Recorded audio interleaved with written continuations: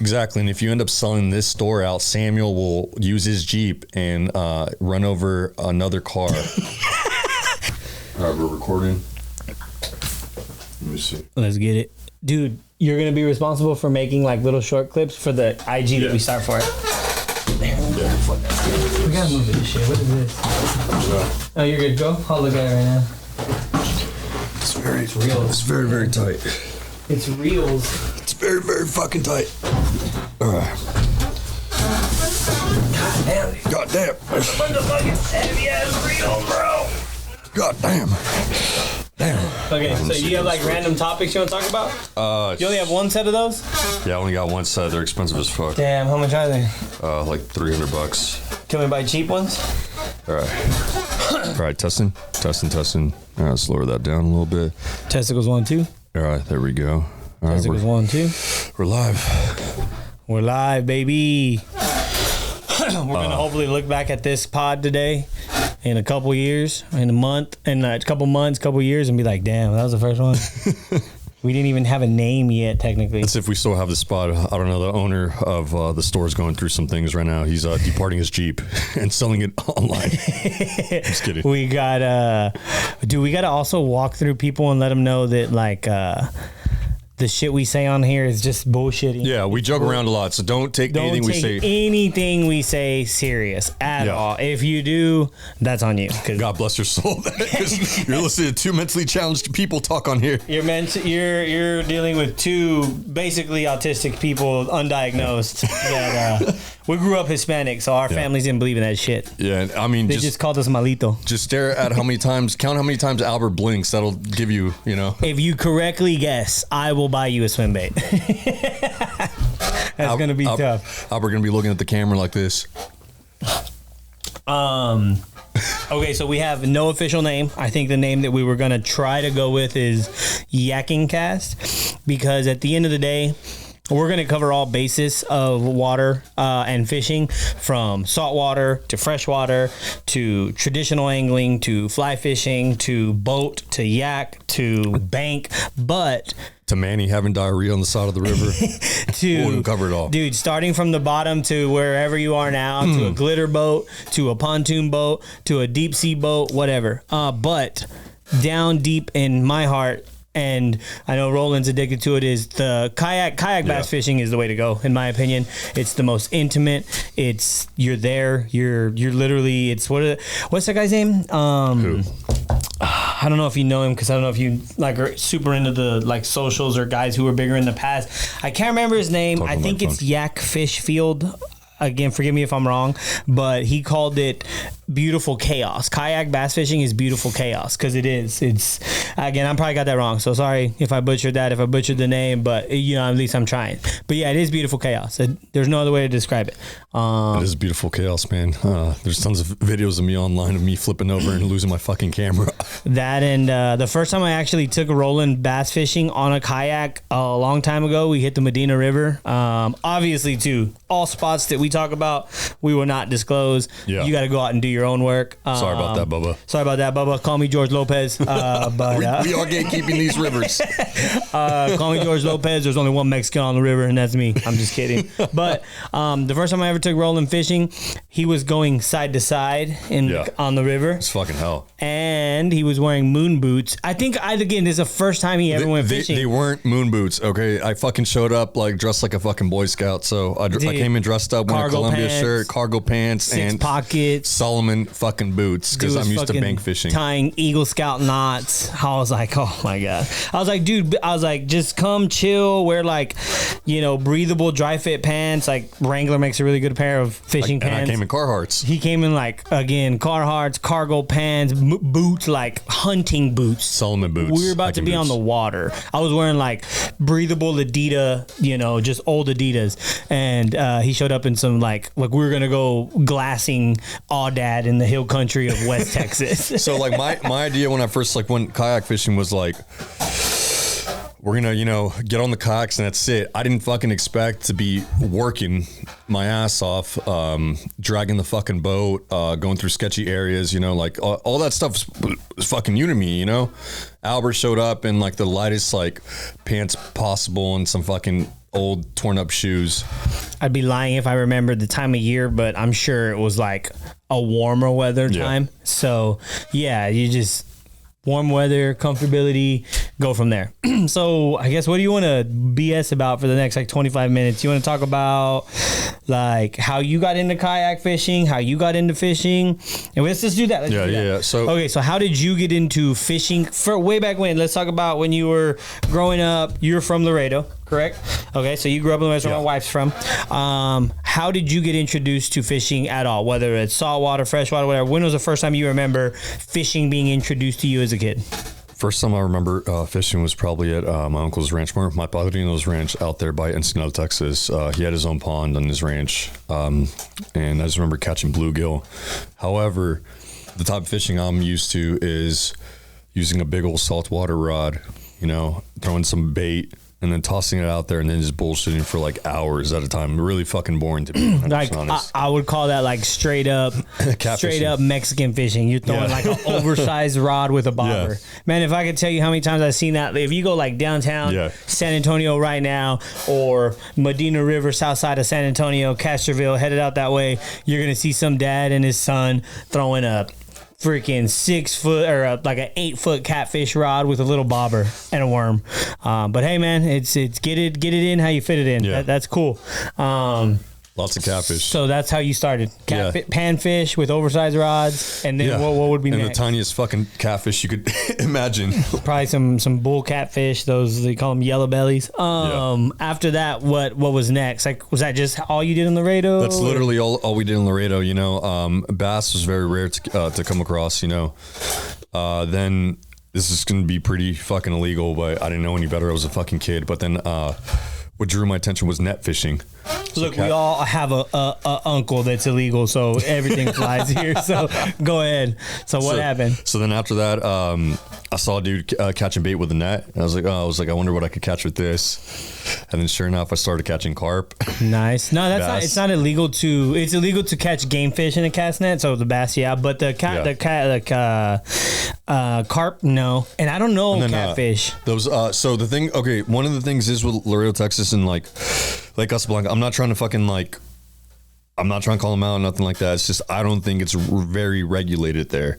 So in other words, people are catching fish that they instead of releasing them back in the water, they're taking them that's every body of water though. There's a lake back when I used to do the tournament scene bigger was it was called it's either Fileto Creek or Coletto Creek or Bass Drop. There would be like just droves of like Hispanics, no other way to say it, throwing cast nets for tilapia. Yeah. And damn well they're bycatching bass, catfish. Oh, yeah, 100%. And I'm sure nobody's out there regulating. It is what it is. I mean, it's growing up Hispanic and growing up, for a lack of a better way to say this, white in America, fishing, two different types of backgrounds. No conservation on the Hispanic side. Yeah, they don't know any better. They're just not educated. Like there's nothing wrong. It's uneducated in the sense of they're ignorant in the truest sense of the word. I know in 2023 you can't call anybody ignorant because they start getting offended. But if somebody said, Albert, you're ignorant to flying a plane, I'd be like, you're absolutely right. I know nothing about it. So I will say Hispanics who and that's the whole point of us trying to start this podcast and us being involved with Outdoor Alphas and us doing this is to educate those who may be intimidated to go up and ask somebody who's intimidating, it doesn't look like them, on regulated bass fishing, regulated fishing in general, what to do, because unfortunately in this world it's extremely gate kept. And 100%. If you can gatekeep people, there's less people on the water, so on and so forth. There's people see and the wildlife get to thrive. Yeah, exactly. So we're here to educate for people who don't know. We're still learning as well. We don't know it all at all. Half the time when we're on the water, we don't know what the hell we're talking about, but we're having fun. That's the most important part. Now we're good. We're good at fishing. We've been doing it a while, so I hope that we're good, but we're still learning. It's a big learning process. So that's what you did there. When did you move to San Antonio? Officially? Like when your mom and dad were like, we're out of Laredo. 99 2000. So before San Antonio was Alice, Texas. My dad was living in Alice, Texas for work. Cool. He was living in a trailer. Cool. I remember going over there to visit him. There's shitloads of rattlesnakes there. Oh my God. Yeah. And my mom was just like, it's either gonna have to, like, you know, she's gonna have to either like split with him or move with him. And you know, once he ended up moving to San Antonio on Marbach side. Hey, those Mexican ultimatums, you either coming with me or we're done. Yeah, it's literally the way it was. But I mean, she wasn't gonna fucking leave him, you know, like she was in love with my dad. So for sure, fucking Mexicans in love, bro. They traveled distance, bro. I'm thinking back, I was like, fuck, I would have never have driven that much to go like visit leave somebody. your whole uproot to just go to Alice, Texas. Yeah. Nothing wrong with Alice, Texas. Shout out Alice, Texas, but I got family down there. they ain't shit there. There really isn't. And Laredo is a forgotten city. It's basically Mexico. Love it. That's where my wife's from. Yeah. Born and raised.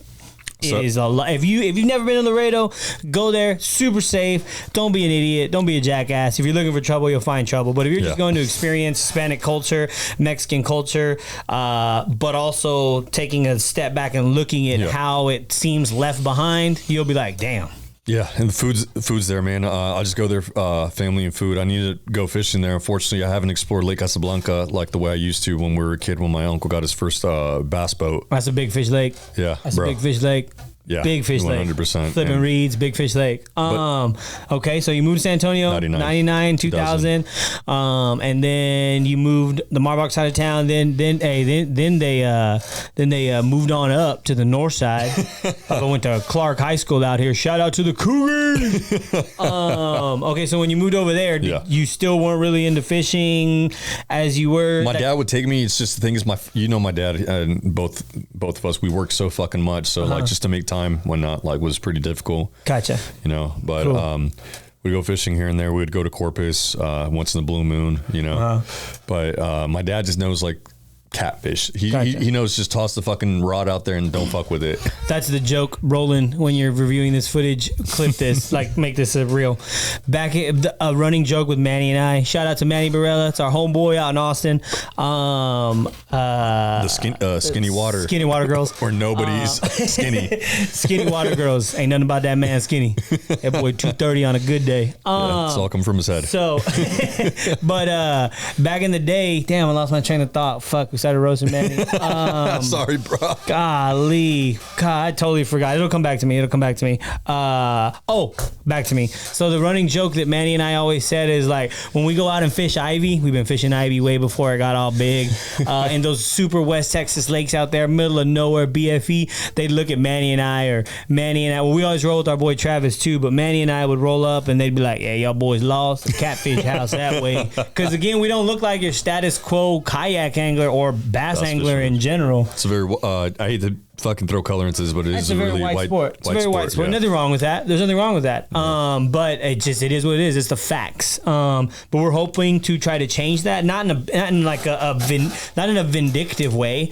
I just would like to go to a BFE dock and see more people that look like us and act like us, our age even. Hell, I would say it's an ageist too. I don't know many guys in their early 30s, late 20s who are like more of an old man sport, devout to kayak fishing or fishing in general as we are. So that's another big thing. I think there's a little bit of ageist involved. Average age probably 100%. Like 50, 55. We're 20 years younger than that. But the joke I was getting at is that people would just basically say like, y'all boys lost, you know, the catfish house that way. So what I'm getting at is then, or what you're getting at is then, you just really started fishing, I guess, whenever I took you out that time into like what we do now.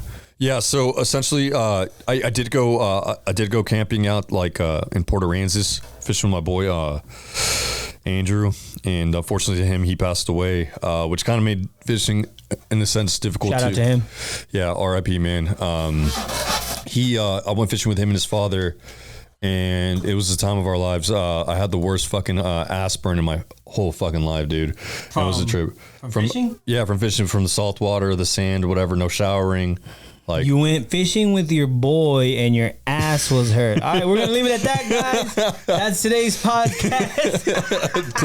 Just kidding. But okay, cool. Yeah. So you did a little bit of saltwater fishing with your boy. Yeah. And then probably what? If you had to throw a date on it, how many years ago did we start like really just fishing together? Shit, so we met in 2015, so it was a little before that. Shit, yeah. Okay, 2015, 2014, going into 2015 was when we met, because if you didn't know, me and Albert were neighbors. Neighbors at the apartment complex here in San Antonio. And then, so after we met, so you try to say that I probably took you out fishing when 2016 then? Or yeah, 2016, 2017. You weren't very keen on the idea or open to it. Like, I kind of had to like bug you about it. Gotcha. Makes sense. 2016, 2017, Albert was a different Albert. That guy was hyper focused on winning tournaments, river bass, and then really putting a name. Downing Lone Stars early in the fucking morning. There you go. There you go. Don't even drink beer anymore. I'm more of a naturalist, as you could say now. Fuck yeah, I couldn't even imagine drinking a beer. Yeah, I would come home because I was working in the oil industry at that time. I'd come home from like a shift like at 7 o'clock in the morning, 8 o'clock from a drive from Laredo, Texas. So we'd be at Kennedy, Texas, drive to Laredo, and then from Laredo I'd drive back to San Antonio. And you see me there. Yeah, I'd see Albert walking his dog Molly. Walking down Lone Stars. Shout out Molly, best damn dog ever. Overweight and everything. Dude, I was about a biscuit away from 210. Yeah, he was overweight. Dude, overweight. Shoot, it was great times. Cool, man. And then from there on out, man, now we're here. Now we're shooting a podcast at Outdoor Alphas. What ended up in what kind of enticed you, you're like, all right, what we'll do is like, hey, I have a camera. Hey, there you go. There you go. Hey, and now, man, that's a big deal, dude. I tagged you, or I sent in the group a post today on Instagram. Guys are like paying like regular 9-to-5 salaries, 40 to 60 grand for videographers that can do it on a kayak. So I mean, the industry has changed dramatically. And I do like to think that like the guys here in town, Lone Star River Riders back in the day, man, shoot, Manny, Brandon, Gil, Eric, you, me, man, we were grinding. We were catching 5-pounders a week. We really put kayak bass fishing on the map. I feel like in San Antonio, you know, call it what it is. It's what I feel like we did. We really tried hard. We battled swim baiting. Yeah, we'll get into that. But we really battled hard with the guys out of Austin back in the day, because the guys in Austin again just were more, this is kind of our sport type deal, and we just kind of had to show them that it really wasn't, that it was all fair game with guys who could fish. So cool, man. So that's your story on fishing.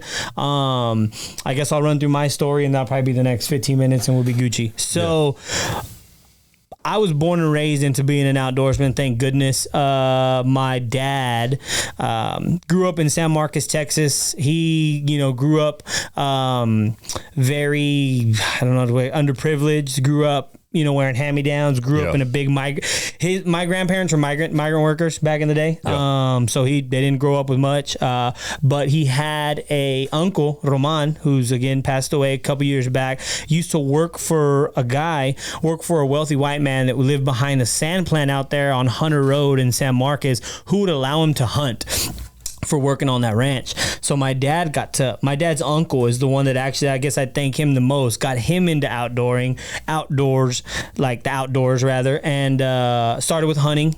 My dad's a big bow hunter, big bow hunter, big rifle guy, pinche Lupe. He loves that stuff. And then there was a couple of tanks at that property. So man, I've got videos of me fishing at probably two or three with my dad. It's awesome, man. Just throwing a spinnerbait, talking with my grandpa, just loving the love for the game has always been there. And then from there, that was just like pond hopping, man. I was been throwing a spinnerbait in ponds since 2 or 3 years old. That's what I grew up doing. And then also my mother's side of the family, both of my grandparents have unfortunately as well passed away. My grandmother just passed away a few months back here this year. And basically they also I grew up at the ranch out in Brady, Texas, where my grandpa worked his butt off. He's got, I can't even remember how many acres up there. And he had buddies that would let us go fishing. So I would go fishing with my dad's side of the family and then go to Brady for holidays, things like that, and go fishing out there. Yep. Same thing, throwing big spinnerbaits. I learned to love a spinnerbait with throwing at stock tanks, throwing a spinnerbait at big logs at a stock tank, catching big bass. And that's just, from there, the addiction never stopped. In high school, I played baseball, and baseball is like a summer thing. It's like a fair weather sport. So you're playing, select baseball all summer long. You're playing baseball from like January to the summer, and then the summer hits, then you're playing summer ball. So I remember in high school, me and a buddy, me and Travis Polk, T-Polk, Travis, and a guy named Colin that I used to hang out with, we'd fish like once a month, and we would we would love it. Like I remember like it was yesterday, it was me, Travis, Colin, and then a couple friends that Colin would bring, and we'd take a canoe. Travis and I split a canoe, and we got a canoe, and we started straight about that. Dude, we started fishing out of a straightest canoe, thing you could do. And that's what we did, dude. We would fish like once a month, once in August, once in June, once in July, and once in August around baseball. And we would fish probably an 8 to 10 mile section of the Guadalupe River back when they had water. And dude, we'd love it, man. All day we'd fish for bass, catfish, gar. We would even take a bow and shoot gar. So crazy, man. I wanted to do that for so long, dude. That's just like what we did. That basically forged the love for being on the water, on a river with a watercraft. And then one day I was like, you know what? What happened was, Roland, cut this as a introductory clip or a Reels clip, is the day that Travis and I almost died made us closer than ever before, but also we learned a lesson, and we decided that we needed to be in our own watercraft, each not together in one. The lesson was we almost drowned. We were fishing out there in Comfort, Texas on the Guadalupe River. We had never experienced flipping. We had never experienced, again, granted, back then we were fishing, we were getting it in when we could fit it in. So if we had planned to fish Saturday, August 10th for months, that's when we went. So we were going on that day, whatever day it was. The day before, it poured its ass off. The river had to rise 2-3 foot, murky, shitty day. We didn't catch anything, I can't remember, but there was this one low water crossing where we had to go under a bridge. Mind you, we had never flipped. We had never experienced flipping. We had never known what that was going to be like. Were you wearing life jackets? No, we were not safe. This was very ignorant, Albert and Travis, to kayak fishing in a watercraft. We weren't even in a kayak. We were in a canoe. We had everything, our bags, our boxes. We had that bow. This is where the dangerous part. We had that bow shooting those gar. Well, we came in hot and heavy, came down that rapid, slammed on the side underneath a bridge, a low bridge, maybe in the canoe. Our heads were maybe like 6 inches away from the bottom of the street because of the water being so high. And we flipped. The boat kind of turned like this. It took in water. We flipped. And I just remember jumping out, standing up, and my legs were getting wrapped with the bowline. Travis's legs were getting wrapped with the bowline. We were both trying to hold the canoe up. Like, it was fucking nuts. Like, I can't believe we didn't die. Like, straight up. Then we somehow managed to survive that. All our shit went downriver. Our paddle was downriver. We were shit up a creek without a paddle, literally. Sounds like my first time with the rapids. Right. We went to go get everything. And that day pretty much solidified that, hey, we're going to need our own kayak. And we should definitely be taking safety precautions like a PFD. Never fish without a PFD, ever. You're not stronger or smarter than water or Mother Nature. And from that day on, we basically switched. So we went to kayak bass fishing in kayaks. We just kept doing that and loved it. And then we started doing competitive things. And then back in like 2016, 2017, I remember I met a guy named John Diaz and his buddy, and I don't know how that guy. And then we got wrapped up. I don't know how we got wrapped up with Manny, but I think maybe it was like at a tournament or somebody had said, "Man, Albert, I think you and Travis would really get along with this guy, Manny." And I was like, who's this fucking cuck, man? Who's this guy they're talking about? And sure enough, we met up I remember I took him to the Guada and Comfort, and we were both very, very cautious. We were like, I ain't trying to give this motherfucker a badass spot. Like, I ain't trying to fucking let this guy go fish my shit. So we met at a spot we both agreed on that we had been there, and honestly, the rest is history. I mean, it is like a brotherhood that took off between Manny, me, Travis, again, a bunch of guys that we used to have a little team called the Lone Star River Riders, and just never look back then, man. That's been my bass fishing story, and now I do it out of pure passion, pure love when I can around the business, doing shit like this. So, super fun, super cool.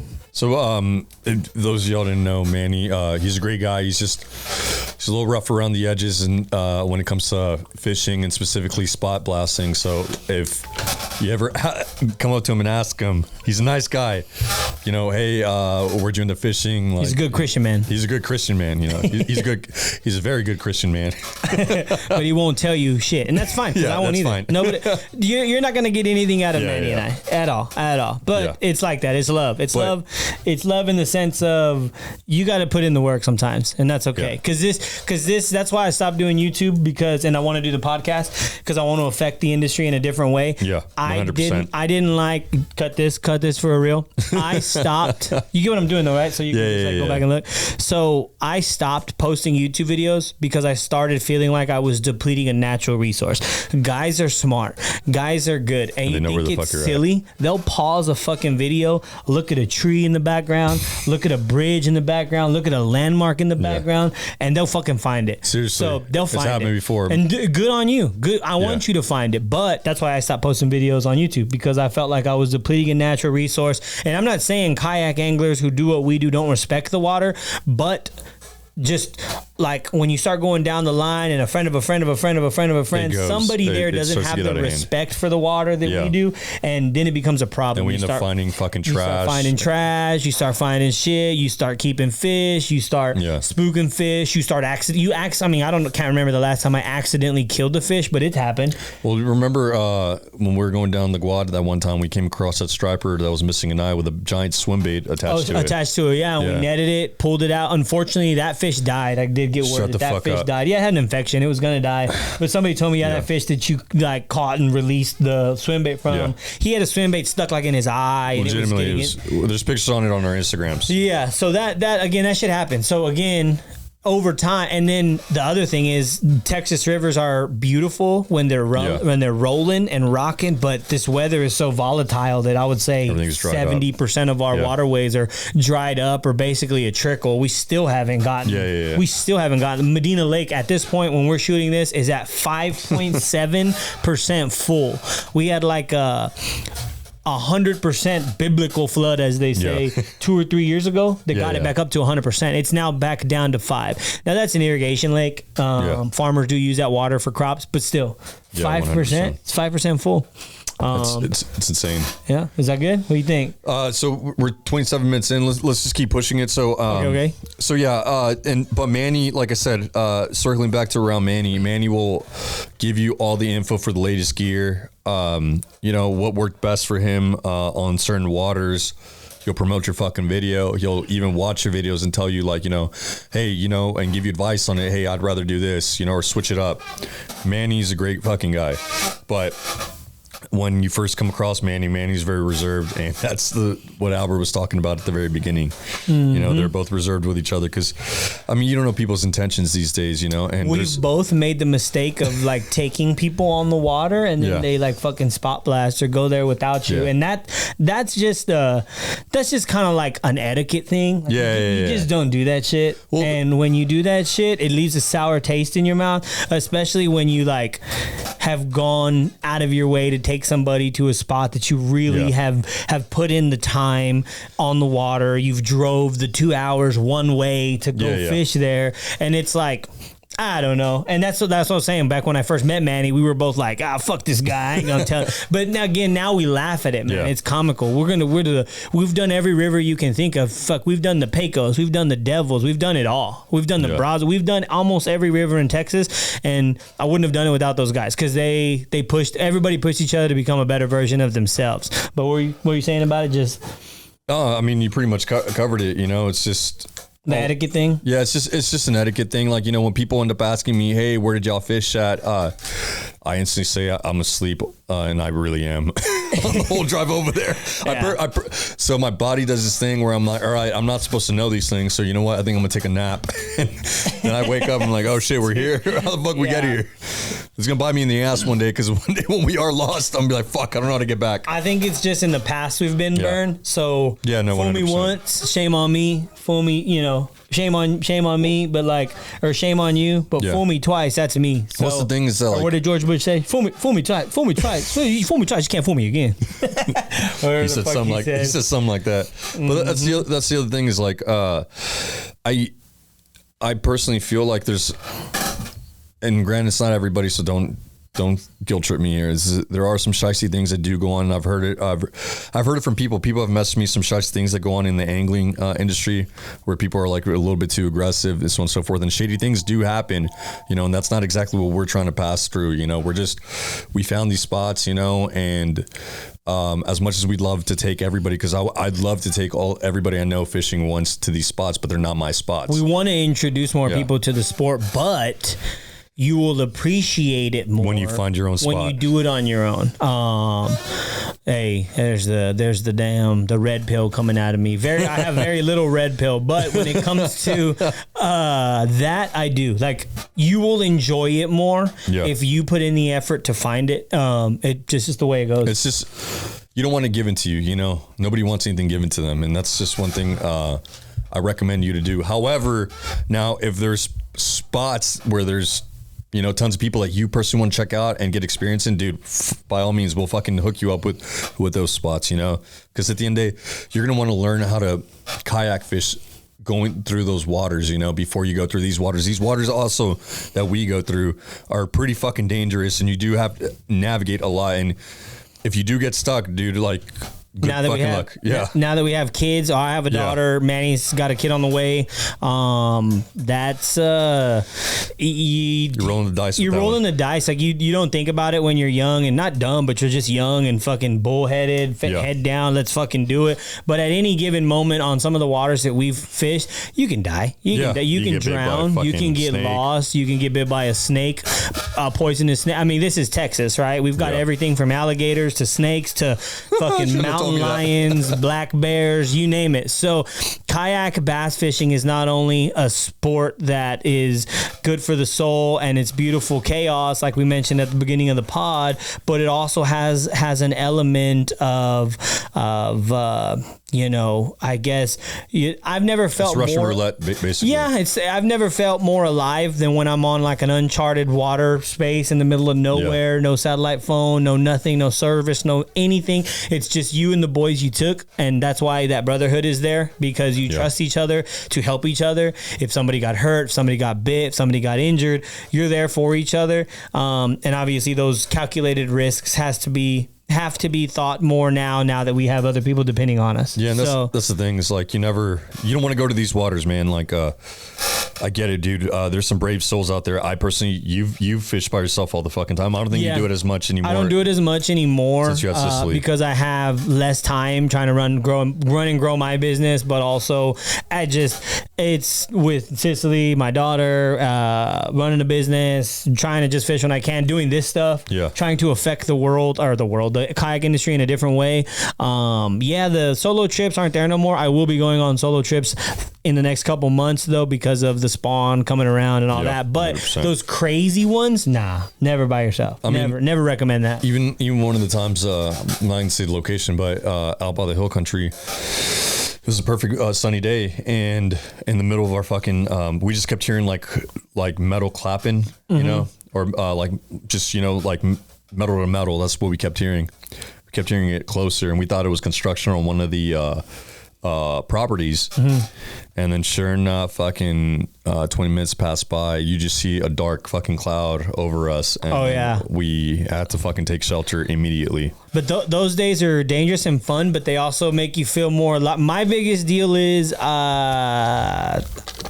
we're just a personal belief.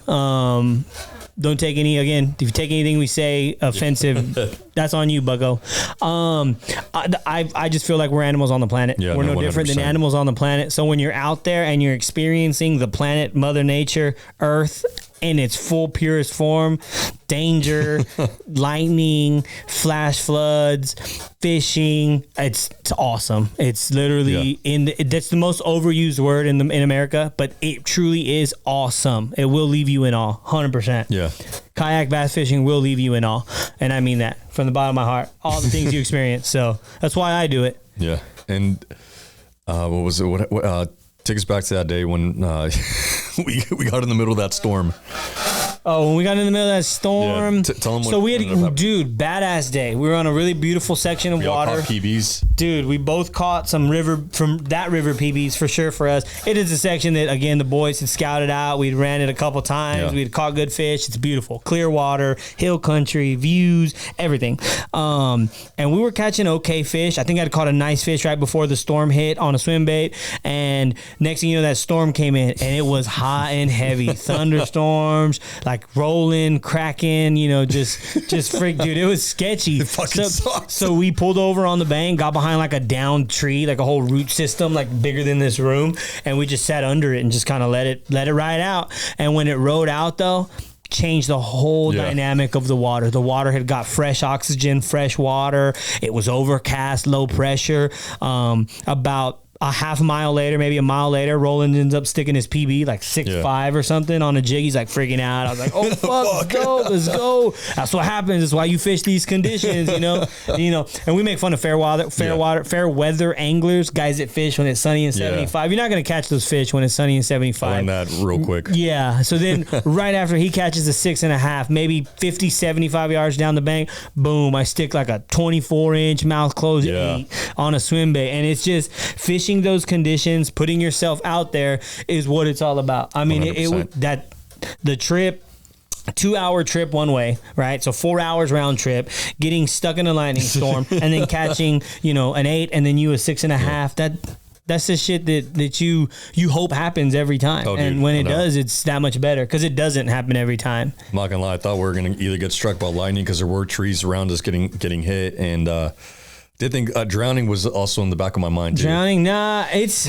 man. The water fucking rose. Yeah, I've been fortunate I've been kayak fishing for a long time, going on probably 10 years now. And we've rode them all. The Devil's River, the Pecos River. The Pecos is better than the Devil's, by the way. Cut that. Don't put that. But they're, dude. And it's just the experience of doing it, again, time on the water for both kayaking, the kayaking aspect, the river riding, the fighting the river, and then, getting good at putting together patterns on what gets bit out there is time on the water. Nothing beats that. So that's what's up, man. Any more topics before we put this first one? No, we don't have to talk. So we got 36 minutes on right now. We're going to try to push it out to like maybe 45, 50 minutes just so I could show Albert like, yo, like we can actually do this. Oh, dude, I could talk about fishing. I could talk to a wall. And if you want to talk about something I love, and it's, I would say my friends say I'm a little too forward in the sense of I'll just ask you some real personal shit, not in a mean way, just like, so like, Albert, how's your mom in there? Like something silly. Let me share a story of what ended up happening. So Albert went to this tackle shop and immediately told the owner of the store, was just like, hey, I'm not feeling the name, yo. That's how Albert's autism works, and I'm joking around about the autism. Yeah, but I mean, it's just, I don't know. You could say we're open with each other. The both of us are open with each other. Oh, I'm talking about just being rash in general. I'm not being mean. I'm not being rash. I'm just saying what's on my mind. I guess the way I always combat people saying like, damn, you're kind of a little too forward. It's like, well, at least I'm getting real. I'm being real with you. I'm not trying to like lie to you or tell you what you want to hear, whatever. So, but that's the way I look at it. This is the thing, like on Manny B's wedding, our boy Gil was just like, damn, Roland, so when you plan on having kids? Have you gotten it in yet? Like right in front of me and Crystal, like, bro, that's just the way we are with each other, you know. If you ever read our fucking group chat messages, like we're fucking going canceled. Immediately canceled. Immediately going in on each other. I'll be in the same jail cell next to Andrew Tate, 100%. Fucking, I'm over there making fun of Manny because Manny has a really bad habit of eating downing like 2 Lone Stars. Hey, 3 rock stars. No, 2 rock stars. I'm sorry, 2 not rock Lone stars. Star, rock stars. 2 rock stars. Manny's the king of gas station breakfast and rock stars, baby. He'd be hitting the water, yes sir. And then, like maybe like 20 minutes into the water, stop, my stomach's hurting. Hold on a second.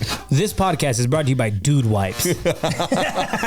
Literally, that's the way it is. Literally, we need Dude Wipes. Dude Wipes, you ever see this? We need you, brother. Yeah. Dude, speaking of Dude Wipes, when I went fishing with Travis on Sunday, he busted out some Dude Wipes. Had to take a shit. Happens. They were minty cool. Oh yeah, they're the best. They're the best. They smell good. Nah, nobody told me that. Yeah, so I wiped my bare asshole with I was like, well, my asshole now knows what 5 gum tastes like. Like, you seen those commercials? Amazing. What does it feel like to taste 5 gum? It's like wiping your asshole with minty Dude Wipes. That's literally the way it felt. Literally, I don't know what to say. Dude, no, I mean, that's the way it was.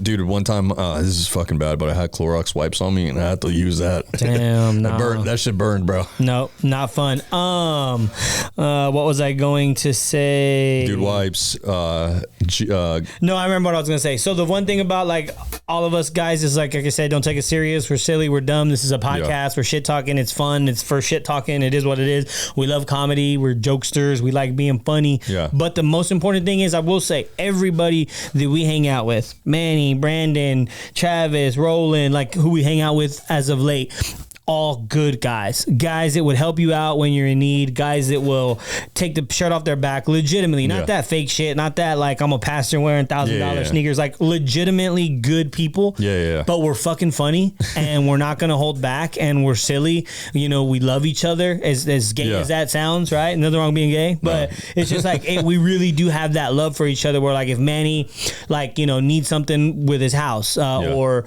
with his kid or with my kid or with Roland, whatever. It's just everybody is legitimately good humans, and that's why I think we all click. And I think that's probably why we progressed so far in kayak fishing, was just because like we're there for each other no matter what. I think so. I think iron sharpens iron. I think that's a big deal. I think when Manny does well, I'm happy for him, but also I'm like, bitch, I'm coming for you. Coming for you. Same thing. I think Manny has that same respect. I think Manny's like, camera and pictures. When Manny's like, damn, I done charged my camera just to take pictures of Albert. That next time he's like, fuck Albert, I'm gonna catch a big fish. And you know what? That competitiveness and that brotherhood is what helps us get to where we are. And so that's even not just with fishing with y'all, but also photography and videography with Manny. Like Manny and I are going back and forth. Oh, I know. Hey, that's the other funny, like that competitive edge where they're both pushing each other to the next level. Is Roland's been our guy on the water to take pictures. Brandon takes pictures as well, but he just doesn't like care as much as they do. Because he'd rather be the guy shooting the deer or catching the fish. Kind of like me. I love photography, but I'd rather fucking be the guy getting photographed. Hey, don't let this guy take a photo of you. Come out all blurry, bro. Yes, sir. But that's funny to see. I didn't even think about that. To see Roland and Manny kind of sharpen each other with their skills. Because Manny would drop a sick edit and they'd be like, damn, where you at, boy? Yeah, and then I'll go back at it. And then Roland would be like, all right then, bitch. And it's funny smoke a blunt and then fucking hop on a fucking Premiere Pro and get to it. So. And what's funny is that fucking Manny, like I was teaching Manny like how to operate with manual and this and that. I even gave him the fucking badass lens he's got. He said you wouldn't be shit without it. Yeah, that's basically what I'm trying to say. Cut that shit. Cut how that. It starts. But I wouldn't let that slide. Like the Drewski meme, I wouldn't let that slide. Hey, so what happens also in our fucking group chat is look, this was Molly. Rest in peace, Molly. Come on. What also happens in the group chat is, you know, I'll pick a topic or whatever, and I'll get all these boys fighting in the group chat, and I'll just be like, yo, I wouldn't let that slide, man. I wouldn't let that slide. You know that guy that just like throws a fucking shit post into a group message? That's Roland. 100%. Gets everybody arguing, riled up. 100%. But yeah, so Manny's photos, I'm going to be 100% honest, love the dude that they're okay, you know? And then I wouldn't let that slide. Then Manny was using, you know, a regular T6 camera by Canon, which is what I started off with before I upgraded. He said you basic. And then I told him, hey man, I was like, you're taking a lot of photos and video. Why don't you just upgrade. Why don't you take that leap of faith and upgrade cameras? You know, and he ended up doing it. And except he messaged me. His older brother Nate was like trying to sell him his rig. He had a Canon 5D Mark IV, I believe. And man, he's like, "Hey, Roland, how much would you pay for this camera setup?" You know. I was like, well, this is the much. How much is he giving it to you for? And Nate was selling everything to him full price. If I'm not mistaken, I think he like even upcharged an extra $200. He sold him a 07 Chevrolet fucking heavy Chevy for goddamn fucking. Yeah, I'll tell you what, brother. She runs good. This truck right here, it ain't got soft hands. And it runs good. You ain't gonna break down on you. Yes, sir. And that's what ended up happening. I told Manny, I was like, dude, I was like, he's selling to you at full price. And Manny's like, what? No, you're fucking lying. I was like, no, I'm being serious. I sent him like screenshots of the prices and all that. So say you're welcome. Yeah, and I told Manny, I was like, it's a beautiful camera and whatnot, but like it's a heavy camera. I was like, why don't you go with something that's gonna be like, you know, more portable for you, you know? And that's when I got him on Sony. Now he's taking some hot fire pics. Hot fire pics. I told him, I was like, hey, dude, I was like, I have a lens here. I was like, I'm not using it. You're more than welcome to use it. And damn, dude, he called you basic. And he said, I got you into it. And I'm letting you borrow fucking shit. Hey, I wouldn't let that slide. Yeah, dude. But I mean, after that, it was just like, it's been competition back and forth between me and Manny on like the content, you know? Dope. Manny, short form content took off too. I love that. I know. Well, we got ADHD, dude. I love that. TikTok ruined TikTok basically gave everybody ADHD. Instagram Reels, same thing. Yeah, 100%. I'll spit the game out later. Not saying nothing else, but I'm so glad short form content took over than long form because again, me too. I don't feel like I'm depleting a natural resource posting 30-second, 7 to 45-second videos, and we can keep spots on the low. You'll still have the guys that are smart enough to find it. Good on them. It is what it is. I would say that if you try to post something, then we'll probably know where it's at. Oh yeah, 100%. I mean, we'll know because we've been to basically every section of every river within a 400 to 500 mile radius. I'm not just talking shit. That is how much work we put in the last 5 or 6 years. That's legit. It's been what, twice a week thing back when I was working back when we were like no kids, 26, 27. I'm 31 now, Roland's 32. Yeah, I turned 32 So in like April. 26, 27, we were doing 2 to 3. I'm self-employed. I've been self-employed for a decade now. So back then I was, all I had to do was make enough money to cover my wife and I. This was pre-Biden inflation. So dude, friggin', $10,000 a month would make you stretch a lot longer than it does now. So we'd be able to fish if I'm not mistaken, 3 times a week. That was when Trump was president. So you're welcome. No, I don't know. No, 2016, maybe. Where's he at? I need the orange man back. I'm just kidding. Just kidding, guys. Guys, remember, we are not serious. Yeah, we're fucking around, dude. But anyways, that's definitely true. We were doing 2 or 3 days a week back in the day. Every week, no ifs, ands, or buts. We were full in on fishing, and then everything happened with us having kids. The pandemic. Y'all had kids. I didn't have no kids. The pandemic hit. Got a house. Had a kid, or had a miscarriage. Had a kid. Tragic with the kid. Everything's good now. So now we're slowly starting to get back. And I think this last week I've posted like 4. I had 2 people say shit. I had one guy say something on Instagram like, "Damn, you've been on a roll lately," and I kind of politely had to say, "I'm just getting back to where I was. Yeah. I'm just getting back to where I was." Like you didn't know me 5-6 years ago, and now that my daughter's doing better, her health is on the uptick. She's kicking ass and taking names. We're back to fishing when we can. But we're also we spent the last year being very high percentage fishing, meaning we would only go on days when it was low pressure. We would only go on days when it would really benefit us to go because we couldn't get it in as much. So I feel like that also kind of honed us in on really getting that much better at fishing. Because if we were only given one opportunity to fish a month, we'd pick the best day at the best time to go and do well. Right. So we didn't have the luxury of going 7 or 8 times a week. A month. So we could only do once a month. So I think having to decide that one day a month really set the tone for like, okay, you're getting not only, but it's kind of like high percentage points on the river. Like, you know, when you fish enough where a bass should be. So that's kind of what we did. We were picking high percentage days. Yeah. That's what we were doing. We just basically took that concept from fishing to actually picking the day to go fishing. So that was cool. Well, the other thing is like those few times that we do go fishing, we do catch big fish, you know, versus when we were fishing twice a week, we weren't really landing the size fish that we're landing now, you know. Manny said something last time we were on the water on Super Bowl Sunday when everybody who can't fish was watching football. I caught 2 6s, so like 2 6.5s, 13 pounds with 2 fish. Hey, your boy Manny was punching air, bro. Punching air, bro. But why I'm bringing that up is Manny had made a good point. He's like, dude, you don't fish as often as I because I have more opportunity at the moment, and I catch big fish more often. He was like, but every time you go out and catch one, you always catch a double. Yeah. Like every time Manny and I have lost time. Dude, yeah. Every time Manny and I fish together, I've doubled up. Like one time we fished Ivy back last year, I caught a 7 and then an 8. Same day. Like this shit never happens, but it happens to me so much. So I'll take it because I don't get to get out as much, but I'll take those double big bitches. Love that shit. That is, dude. And you've been with me on the quad where like I'll catch 2 big fish on a swim bait, same day, nothing else. Yeah, that's true. That's how it works. They call me the double tapper. I mean, and the thing with me so is nice. I hit it twice. And the thing with me is like this is gonna sound really bad, but I don't give a fuck if I catch fish. Like I tell people that all the time. Well, at the end of the day, Roland, that doesn't sound bad at all because it's not about the fish. Yeah, 100%. But my thing with me is like I tell people all the time like I don't give a fuck about catching fish at all, and the reason for that is because I have enough confidence in you that you're gonna catch something and. Where I'm getting my dopamine is from the content and taking the outdoor photography. Yeah, and which Roland has a background working with Black Rifle Coffee, a bunch of other stuff. We'll get into all this shit. This is just again a bullshit podcast that we're just doing today. It's basically a pilot. But at the end of the day, cut this for a real is cut.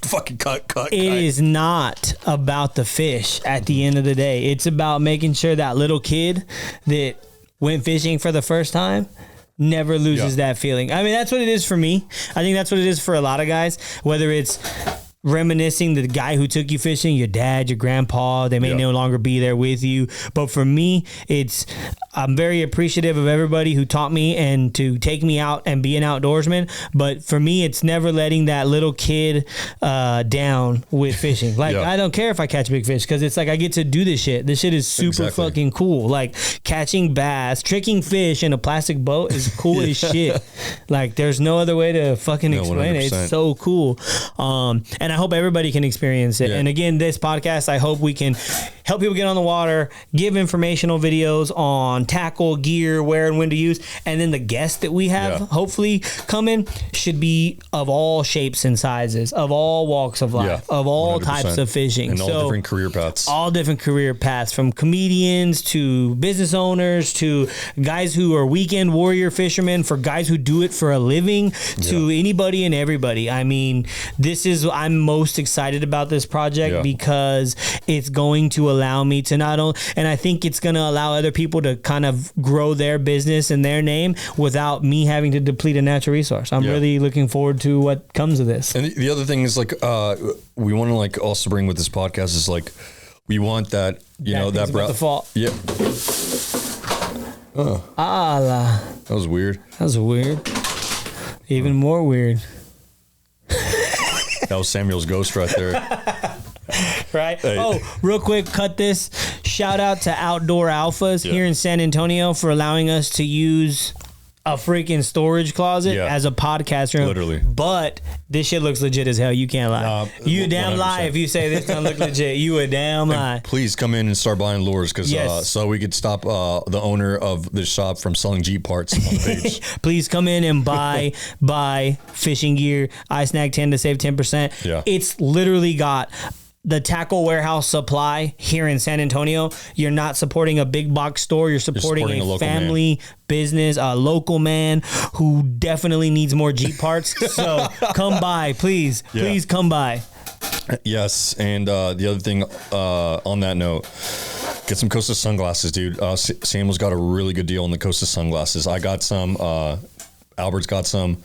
I think if you buy if you purchase one at full price or something like that, he'll give you like a discount second one. Don't quote me on that. Or just save 10% on any Ice Tank 10. There you go.